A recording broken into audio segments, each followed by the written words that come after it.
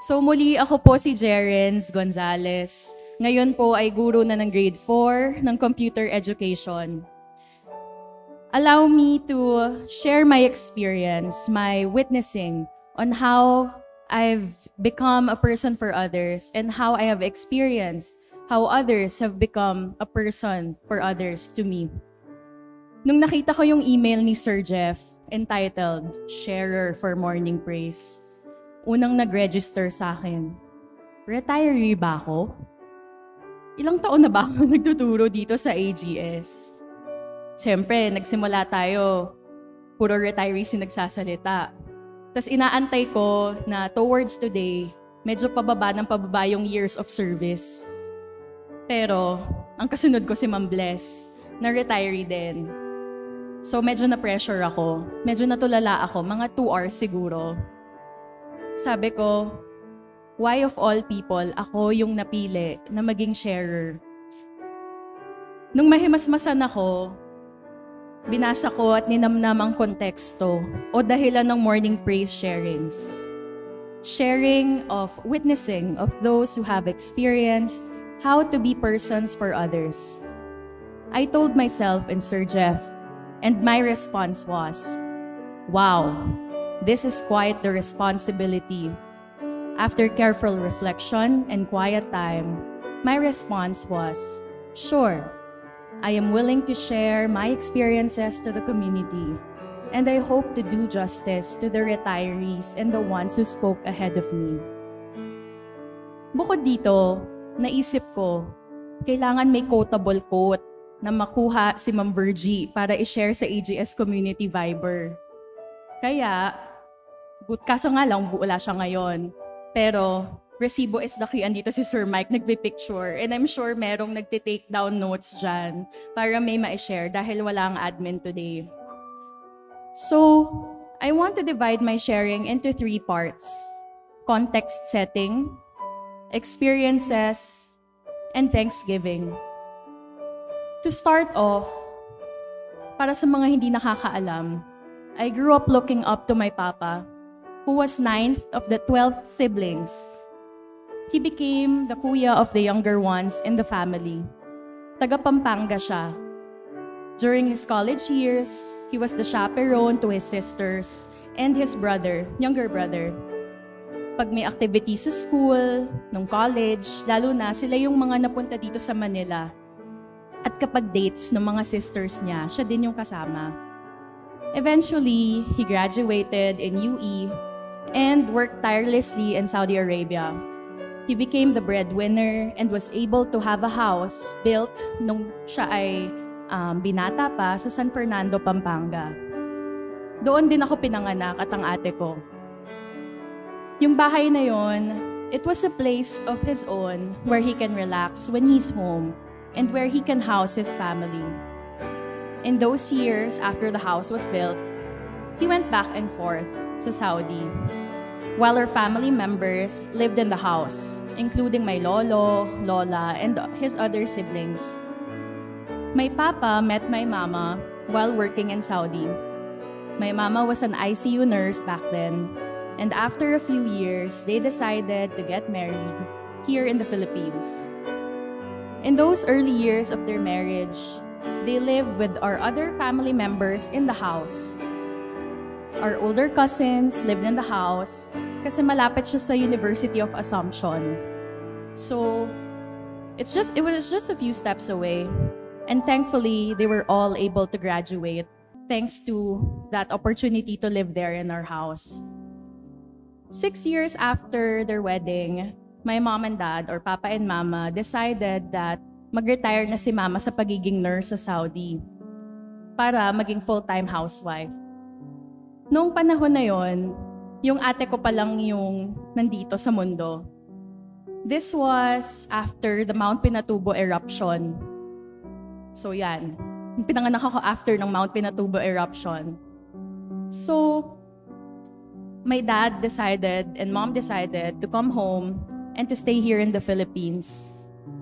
My dad became a contractor to be near the family. And booming business noon yung construction dahil sa lahar.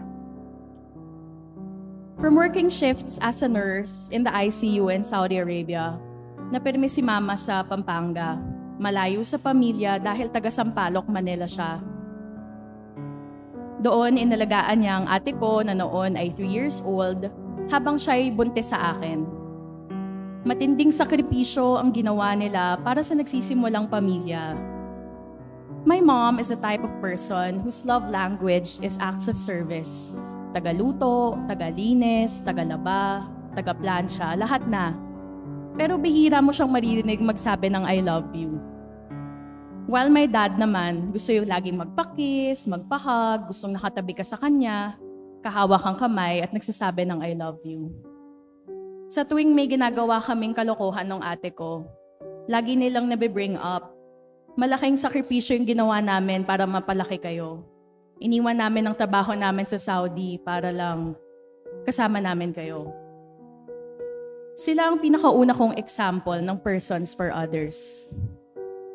Nung nasa grade school at high school naman ako sa School of the Holy Spirit of Quezon City, madalas ako nagvo-volunteer sa mga misa, nagbabasa ng readings, tumutugtog ng gitara, kumakanta kasama ng choir. Naging Kids for Christ pa nga ako nung nasa high school. Pagdating naman ng college dito sa Ateneo, naging miyembro ako ng Pilot NSTP org. Tinawag tong OSCE Volunteers. Imbes na nag-GK every NSTP session o kaya nagtuturo ng mga bata sa public school, nasubukan namin ang iba't ibang klaseng pagtulong. May medical mission sa liblib na bahagi ng Rizal, nag-tree planting sa Puncan, Nueva Ecija, at kung ano-ano pa. Nasa isip namin, ano ba tong pinasukan natin? Gusto lang naman nating mag-NSTP, diba? Pero sa kabila nun, naging execom pa ako nung OSCE Volunteers. Siyempre, hindi mawawala ang immersion sa philosophy class na ginawa ko sa Red Cross Marikina at ang theology immersion sa Masantol, Pampanga kasama ang mga fisherfolk. Sunod na taon, naging member din ako pati na rin ng service org na DSWS or Department of Student Welfare and Services. Kami yung nag-iisang org room/office sa ground floor ng MVP. Bukod sa convenient, masaya ang mga kasama ko doong naglilingkod. Sabi nga namin, doing service with a smile. Kami yung nagpapahiram ng Bible, calculator, lockers, at nag-aayos ng official carpool na may designated parking sa Cove Courts at nag-organize ng SST o Salamat sa Tumutulong kapag Christmas party ng LS staff at guards. Matrabaho kasi may 2 to 3 times a week na shifts at OIC pa nga nung naging execom din ako ng DSWS. Nung huling taon ko sa college, naengganyo akong sumali bilang choir member ng ACMG or Ateneo College Ministry Group. Pero may panahon na nawala yung accreditation, kaya naging a college ministry group na lang siya. Kami yung org na nagsaserve sa chapel, sa college, kumakanta ng mga misa sa Jesu, at nangangaroling din kapag Christmas season. Yung frustration ko sa pagsali sa mga performing arts, orgs, and clubs mula nung pagkabata ako, dinaan ko sa pagbo-volunteer, dinaan ko din sa lakas ng loob at kapal ng muka. Latter part of college, nag-shift ako to social sciences minor in education kasi hindi kami bati ng economics. Pagkatapos kong magmuni-muni ng matagal, nasa college chapel ako, tandang-tanda ko, naalala kong favorite kong math teacher na si Mrs. Sulit. Pinangarap ko maging math teacher noon dahil favorite subject ko talaga ang math. So trivia, hindi talaga English ang first subject ko. Math talaga ang first love ko. Nag-practice teaching ako sa math dito sa Ateneo. At ang subject, guess what? Filipino. So, walang kinalaman yung math sa Filipino, di ba? Dito ko nakita sa AGS at naramdaman kung gaano ka-welcoming at kung gaano katulungin ang AGS community. As an Atenean, Being men and women for others and light in the Lord ang bukang bibig kapag sinasabing Atenean values. Siyempre, hindi nawala yan sa essay sa entrance exam ko dito bilang guro. Naalala ko ang tanong doon was like, how are you going to teach the given Atenean values to your young students?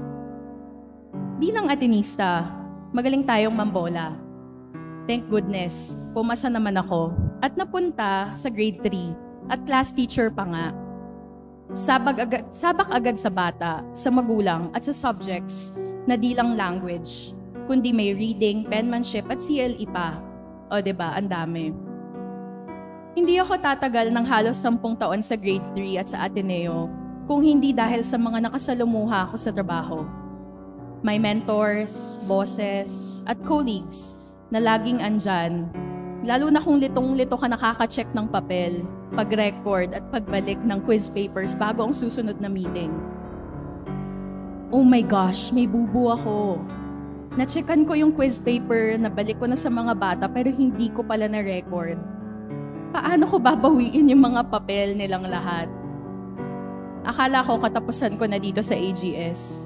Pero praise God, nabawi naman ng partner teacher ko na si expat Naomi ang mga papel ng bata dahil tinulungan niya akong kulitin ng mga bata, CPR at CPOs. Sabi kasi niya, may kailangan i-check ulit si Miss Gonzales dun sa quiz papers.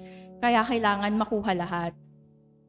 Yung tulong at assurance na it happens, okay lang yan. Ang laking bagay sa pagpapakalma at pagbibigay ng relief sa kaba ko na baka pagalitan ako nila Boss Shine at Boss Millet nung panahon na yon. Sabi nila, huwag masyadong bibo para hindi ka bigyan ng extra work. Ang hirap hindi maging bibo, lalo na kung alam mo naman ang gagawin o ginagawa mo. Isa pa sa quotable quote na lagi kong daladala ay ito. May life outside Ateneo, ha? Hindi ko na maalala kung sino yung nagsabi, kaya hindi ko ma-attribute kung kanino yon. Pero yon, again, may life outside Ateneo. Pagkatapos ng 3:30, mag-out ka na and live your life. Be with your family or do something else to make you happy. Ayun na nga, ang life outside Ateneo ko mula 2015 hanggang pandemic year 2021 ay ang pag-serve bilang miyembro ng Ministry of Lectors and Commentators sa Our Lady of Pentecost Parish dito lang sa Pagtawid. Kaya mapapansin niyo po kapag kami ang sponsor sa mass dito sa school, ako ang commentator o kaya lector. Noong 2019, naging pamayanan leader ako ng pamayanan ng Katipunan Escalier, katulad na nabanggit kanina ni Ms. Rose. Under BEC or Basic Ecclesiastical Community siya. Pinakamalaking activity namin noon ang Way of the Cross, kung saan nakikipag-usap ang pamayanan leader sa iba't ibang establishments or iba't ibang mga tao para maging stasyon. So nung panahon na yon, awa ng Diyos, pumayag ang mga establishments mula CCA hanggang dulo ng Katipunan sa Escalier. Nako ha, ang hirap. Kasi iba-ibang tao. Yung iba pa nga hindi Catholic, pero pumayag sila na maging station sa Stations of the Cross. Mahirap ma-assign sa pamayanang ito dahil puro transient ang mga establishments ang laman ng Katipunan. Maliban sa Escalier na residential at may mga ilang pamilyang laging aktibong nagpa-participate. Nadagdagan ng responsibilidad ko sa simbahan nang biglang isang gabi noong 2019, nag-chat sa akin yung parish priest namin na si Father Dodot Torres. Sabi niya, "You are being considered and in fact highly recommended to take the place of yung person as PPC Secretary. She will assume as worship ministry head. So, kailangan kong maging PPC Secretary ng panahon na yon. Okay lang ba sa'yo? Ikaw ba naman na i-message, i-chat ng parish priest, paano ka makakahindi?" Sabi ko pa noon, "Naku Father, totoo po ba? Akala ko po sasabihin nyo, hindi ka uma-attend ng meetings, aalisin na kita bilang pamayanan leader." Sabi niya, "Ha, hindi naman. Pero pag-isipan mong mabuti, pagdasalan mo." Sabi ko, "Naku Father, mabigat pong responsibilidad yan. Hindi po ako makakasagot sa ngayon. And to be honest, hindi ko po alam ano po ba yung task ng PPC Secretary. Sabi ko, ano po ba yung job description ng pagiging PPC Secretary? Sabi ko, kahit hindi po ngayon, Father, kasi baka bigyan na ako na napakaraming job description at ma-pressure siya. Sabi niya, taking down minutes lang naman. Tapos, execom meetings kada gabi, once a month, and then, as needed, quarterly. No pressure. Can I get your answer on Sunday? So, meron lang akong weekend kasi minessage niya ako nung Friday night or Thursday night. Pagdasalan mong maigi. Sabi ko, naku naman, kailangan ko talaga tong tanggapin at pag-isipan kung kaya kong i-commit. At pumayag naman ako at naging PPC Secretary hanggang 2021. So hanggang sa pandemic, nung nag-shift to online, naging secretary ako, naging technician, at lahat. So bilang pinakabata sa PPC, ako yung gumagawa ng lahat ng mga anything tech-related, minute-taking, and others. Bukod pa doon, katulad ng sinabi ni Ma'am Bless, babalik lang ako dito sa Ateneo. In our context as teachers, tayong lahat ay persons for others. Yung pagpili natin na gumigising sa umaga, papasok sa school, maghahanda, at haharap sa mga estudyante at mga magulang. Yun ay service. Hindi tayo nandito dahil malaki ang sweldo, obviously. Kung may utang pa nga ang Ateneo sa atin sa dami ng mga extra work na ginagawa natin, di ba? Even beyond office hours. Lalo na nung naging Google champion ako, doon ko na-experience lahat kami sa LTSG na 12 midnight, nag-message pa, may ka-video call ka pa, nag-screenshot ka pa, nag-screen share ka pa para lang matulungan ng teacher na kailangang may ma-post sa classroom the next day. O kaya, yung mga teacher na kailangang maibalik ang papel or maibalik ang online assessment the following day dahil may mali dun sa Google form. Lahat ng yon, service. Lahat tayo naging first-year teachers nung pandemic. At ngayon, parang first-year teachers na naman lahat tayo na babalik na on-site. Pero gusto ko na balikan natin, ano nga bang rason bakit tayo bumabangon sa umaga? Para kanino ka bumabangon sa umaga? Sabi nga ng Nescafe commercial. Para ba to sa'yo, sa pamilya mo, o sa mga batang tinuturuan natin? Sabi nga ni Ma'am Bless din kahapon, kahit sa maliit na paraan, basta galing sa puso. Doing things, no matter how small, as long as it comes from your heart, is meaningful enough. At dahil favorite ko ang BTS, may acronym akong BTS. When serving others, believe in yourself. Believe in your capabilities and your skills. T, trust in the Lord. Trust in the Lord that He will guide you and help you in what you're doing. And S, serve with love. I'd like to share a quote from Michael Graham, SJ, as shared by Michelle Salvador to me. I quote, "Service is what prayer looks like when it gets up off its knees and walks around in the world." May all that we do be of service to God and for His greater glory. Maraming salamat po and God bless us all.